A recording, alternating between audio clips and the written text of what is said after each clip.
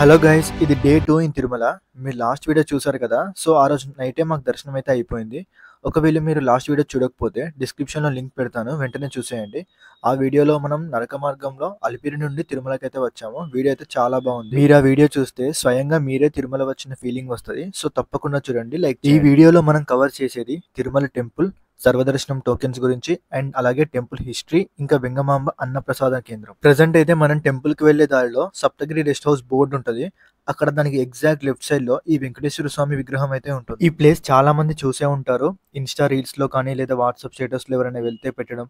తిరుమలకి ఎవరు వెళ్ళినా సరే మాక్సిమం ఈ ప్లేస్ లో అయితే ఒక ఫోటో దిగుతారు. ప్రజెంట్ చూడొచ్చు మీరు ఎంతమంది జనం ఉన్నారు. మనం మెయిన్ టెంపుల్లో వెంకటేశ్వర స్వామిని చూసేది 10 నుంచి 20 సెకండ్లు మాత్రమే. కానీ ఈ విగ్రహం ఆల్మోస్ట్ రెప్లికా అనుకోండి. అందుకే చాలా మంది ఇక్కడ అయితే ఫొటోస్ దిగుతారు. నాకైతే అలానే చూస్తూ ఉండిపోవచ్చు. సో మనం నెక్స్ట్ అయితే టెంపుల్ దగ్గరికి వెళ్ళిపోదాం. 365 రోజులు ఎప్పుడు తిరుమల భక్తులతో కిటకిటలాడుతూ ఉంటుంది.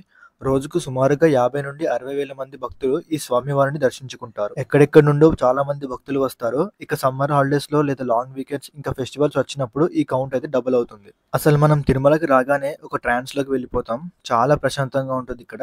అండ్ ఆ ఫీలింగ్ అయితే మనకి ఇంకెక్కడ రాదు. ఇంకా నిన్న నైట్ నా దర్శనం అయితే చాలా బాగా జరిగింది. ఎంతో అదృష్టం ఉంటే కానీ మనకు ఆ స్వామి దర్శనం కలగదు. సో ఎవరన్నా మిమ్మల్ని తిరుమలకి వెళ్దామని అడిగితే తప్పకుండా వెళ్ళండి. ఎందుకంటే మనం అనుకున్నప్పుడైతే వెళ్ళలేం. ఆ వెంకటేశ్వర స్వామి మనల్ని ఎప్పుడైతే చూడాలనుకుంటాడో అప్పుడే మనం వెళ్ళగలం.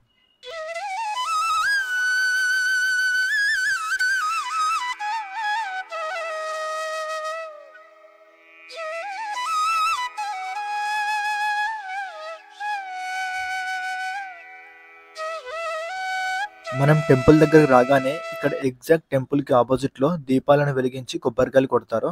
ఎందుకంటే మనకు లోపల ఛాన్స్ ఉండదు కాబట్టి. సో పక్కనే స్టెప్స్ ఉంటాయి. కిందికి దిగి టెంపుల్ దగ్గరికి వెళ్దాం.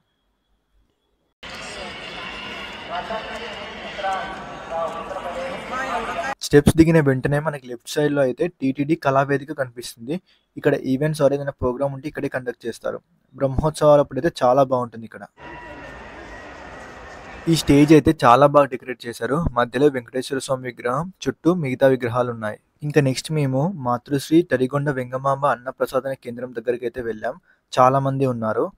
ఈ వెంగమాంబ ఒక రచయిత, అలాగే వెంకటేశ్వర స్వామి భక్తురాలు. తిరుమలకు వచ్చి ఇక్కడ భోజనం చేయకుండా వెళ్తే తిరుమల ట్రిప్ ఇన్కంప్లీట్ గా అనిపిస్తుంది నాకు. జనం చాలా ఎక్కువ మంది ఉంటారు కాబట్టి ఇట్లా లైన్ లో వెయిట్ చేయాల్సి వస్తుంది. ఒక 10 to 15 మినిట్స్ అలా. అండ్ టైమింగ్స్ ఏంటంటే బ్రేక్ఫాస్ట్ మార్నింగ్ 8:30 to 10:30, అండ్ అలాగే లంచ్ 10:30 to 4 వరకు మధ్యాహ్నం.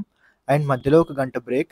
మళ్ళీ 5 నుండి నైట్ 10 వరకు డిన్నర్. సో ఎవరన్నా తిరుమలకు వస్తే తప్పకుండా ఇక్కడికి వచ్చి భోజనం చేసి వెళ్ళండి. లోపల చాలా డైనింగ్ హాల్స్ ఉంటాయి మనకి. రోజుకి కొన్ని వేల మంది ఆకలి తీరుస్తుంది ఈ వెంగమాంబ అన్నదాన సత్రం. ఇంకా మనం వచ్చింది మధ్యాహ్నం 1 గంటకు. మంచి పీక్ టైం అది. అందుకే ఇంతమంది జనం. మేబీ 3 తర్వాత వస్తే కొంచెం క్రౌడ్ తక్కువ ఉంటుంది. ఇంకా ఈ లైన్ లో మేమైతే ఒక 10 మినిట్స్ ఉన్నాం. మనం లోపలికి ఎంటర్ అవ్వగానే మనకి పెద్ద బోర్డు కనిపిస్తుంది కదా. ఇదే పంచదివ్య క్షేత్రాల ఊహా చిత్రం.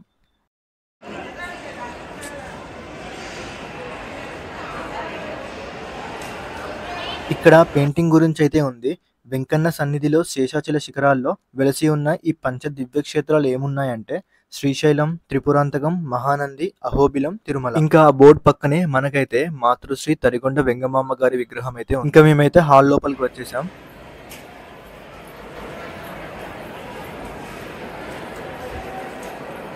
అంతమందికి ఫుడ్ ప్రిపేర్ చేయడం అనేది అంత ఈజీ పని కాదు. నిజంగా అక్కడ వర్క్ చేసే వాళ్ళందరికీ హ్యాట్స్ ఆఫ్. అండ్ టీటీడీ వాళ్ళకి కూడా చాలా థ్యాంక్స్. అంతమందికి అంత మంచి ఫుడ్ ప్రొవైడ్ చేస్తారు. ఇంకా అరిటాకులో ఫస్ట్ బెల్లమన్నం, పచ్చడి, రైస్, సాంబార్, లాస్ట్ లో పెరుగు. ఇంకా టేస్ట్ అయితే నెక్స్ట్ లెవెల్ ఉంది. ఏం మిగిల్చకుండా మొత్తం తినేసా. ఇక తినేసి బయటికి వచ్చేసాం. ఈ అన్నప్రసాదన కేంద్రం ఎక్కడ ఉంటుంది అంటే టెంపుల్ దగ్గర నిల్చుంటే ఎగ్జాక్ట్ గా మనకి లెఫ్ట్ సైడ్ లో కనిపిస్తుంది. ఇక నెక్స్ట్ అయితే మనం టెంపుల్ దగ్గరికి వెళ్తున్నాం. అంత మంచి భోజనం తిన్నాక ఫుల్ ఎనర్జీ వచ్చేసింది. కానీ ఎండలు మాత్రం మామూలుగా లేవు ఇక్కడ. మనం అక్కడ స్టెప్స్ దిగాక మనకు ఒక బోర్డు కనిపిస్తుంది చూడండి. టెంపుల్ చుట్టూ 4 sides మనం చెప్పులు వేసుకోకూడదు, వితౌట్ ఫుట్ వేర్ నడవాలి. అండ్ ఆ స్ట్రీట్స్ మనం మాడవీధులు అంటాం. చూడొచ్చు ఎవ్వరు ఇక్కడ చెప్పులు వేసుకొని నడవరు. మనకి టెంపుల్ కి లెఫ్ట్ సైడ్ లో అయితే వరాహ స్వామి టెంపుల్ ఉంటుంది.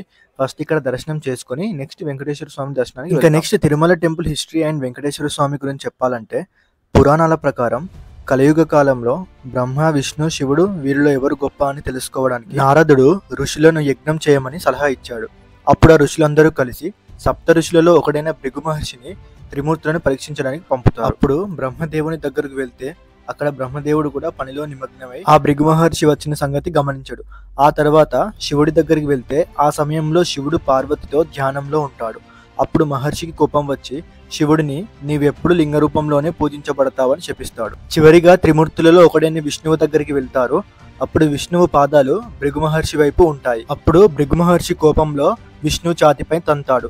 అప్పుడు విష్ణువు నిద్రలేచి మహర్షి కాళ్ళు మొక్కి అలానే మహర్షికి ఎక్కువ ఆతిథ్యం ఇస్తాడు. దానికి మహర్షి సంతోషించి విష్ణువుకి వ్రతం చేయమని ఋషులందరికీ చెప్తాడు. కానీ లక్ష్మీదేవికి భృగు మహర్షి అలా తన్నడం తనని పరోక్షంగా అవమానించడంగా భావించి విష్ణువుతో గొడవపడి వైకుంఠం వదిలేసి భూమిపైకి మారువేషంలో వచ్చి కోలాపూర్ అనే ప్లేస్ లో స్థిరపడుతుంది. అందుకే ఇప్పటికీ ఆ ప్లేస్ లో లక్ష్మీదేవిని పూజిస్తారు. ఆ తరువాత విష్ణువు లక్ష్మీదేవి కోసం శ్రీనివాసుడు అనే మానవ రూపంలో భూమిపైకి వస్తాడు. ఎంత వెతికినా కూడా లక్ష్మీదేవి ఆచూకీ తెలియకపోయేసరికి అలసిపోయిన విష్ణువు తిరుమల కొండల్లో ధ్యానం చేస్తాడు. అప్పుడు విష్ణువు చుట్టూ పుట్టలాగా ఏర్పడుతుంది. అది గమనించిన లక్ష్మీదేవి విష్ణువుకి ఎలాగైనా సహాయపడాలని ఆ విషయాన్ని శివుడికి బ్రహ్మకి చెప్తుంది. అప్పుడు వాళ్ళిద్దరూ ఒక ఆలోచన చేసి శివుడు ఆవుగాను బ్రహ్మదేవుడు దూడగాను మారి ఆ ప్రాంతపు రాజు అయిన చోళరాజు పశువుల మందలో కలిసిపోతారు. రోజు ఆ ఆవుల మందలో కలిసిపోయి వచ్చి విష్ణువుకి పాలు అందేలా ఆ ఆవు పుట్ట మీద నిల్చొని పాలు అందిస్తుంది. రోజు ఇలా జరగడం గమనించిన ఆ పశువుల కాపరి ఒక కర్ర తీసుకొని ఆవును కొట్టడానికి అది గమనించిన శ్రీనివాసుడు పుట్టలో నుండి బయటికి వస్తాడు. అప్పుడు ఆ కర్ర దెబ్బ శ్రీనివాసుడికి తగులుతుంది నుదుటి మీద. ఆ తగిలిన చోటే నామంగా మనకిప్పుడు కనిపిస్తుంది. తలకి దెబ్బ తాగడంతో కోపంలో శ్రీనివాసుడు ఆ కాపరిని చనిపోతావని శపిస్తాడు.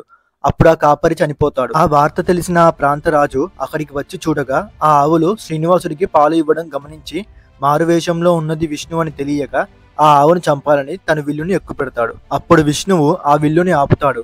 ఆ చోళరాజుని వచ్చే జన్మలో రాక్షసుడిగా జన్మిస్తావని శపిస్తాడు.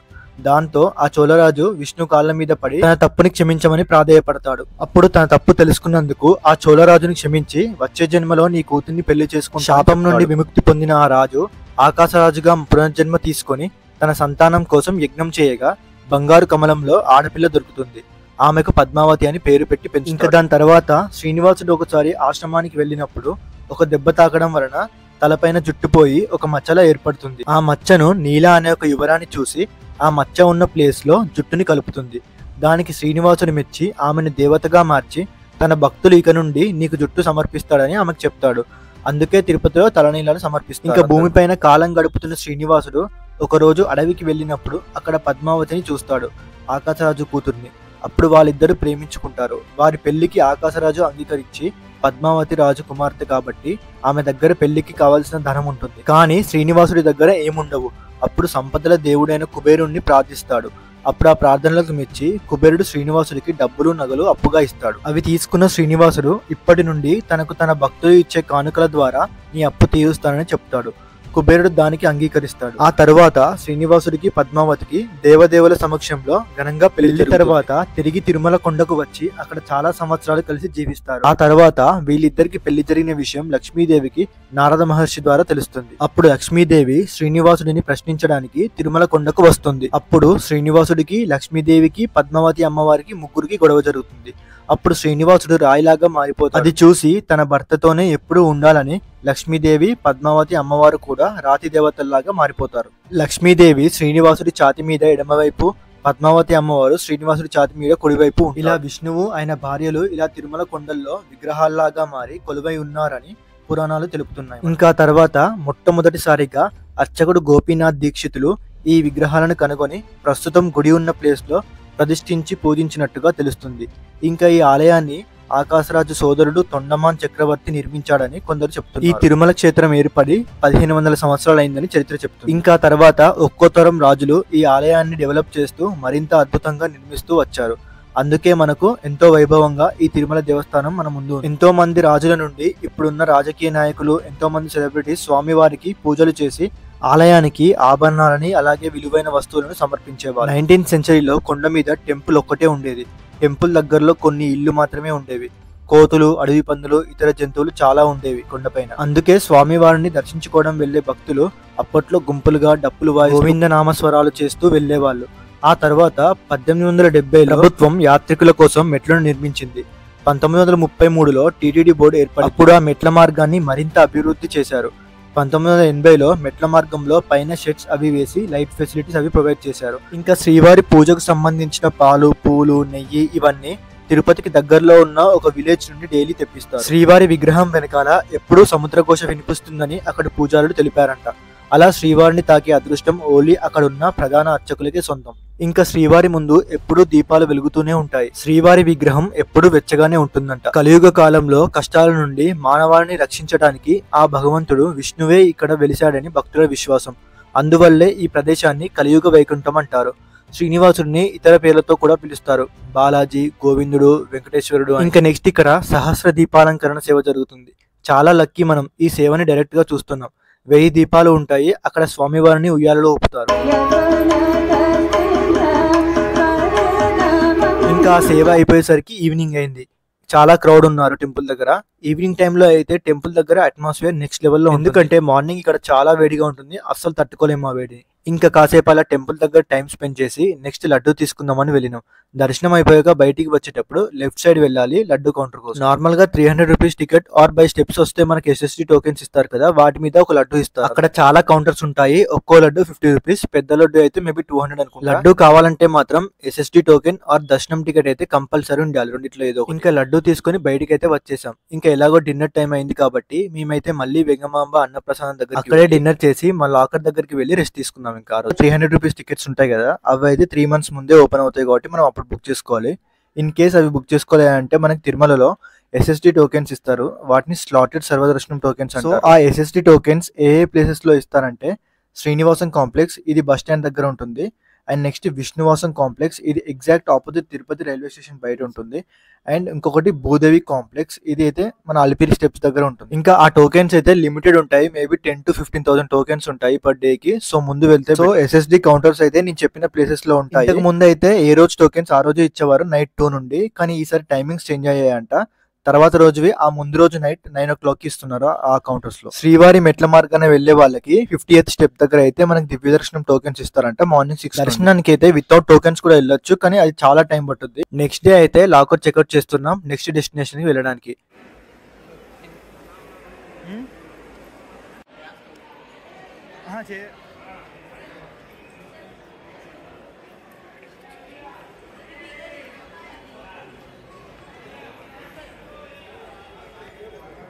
ఇంకా అలా బయటికి వచ్చి టీ తాగి మా డే స్టార్ట్ చేద్దాం అనుకున్నాం.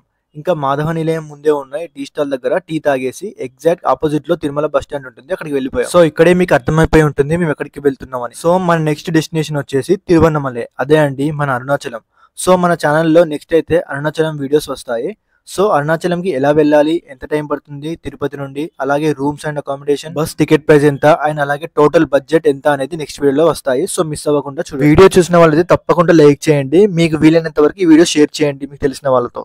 సో అది గైస్ తిరుమల పార్ట్ 2 వీడియో అయితే ఇది. ఇన్ కేస్ పార్ట్ 1 చూడకపోతే మిస్ అవ్వకుండా చూడండి. అండ్ నేనైతే ఈ వీడియోకి అట్లీస్ట్ ఒక 100 likes ఎక్స్పెక్ట్ చేస్తున్నాను మీ నుండి. నెక్స్ట్ అయితే మనం అరుణాచలం వీడియోస్ తో కలుద్దాం. బాయ్ అందరికి. ఓం నమో వెంకటేశాయ, ఓం నమ శివాయ.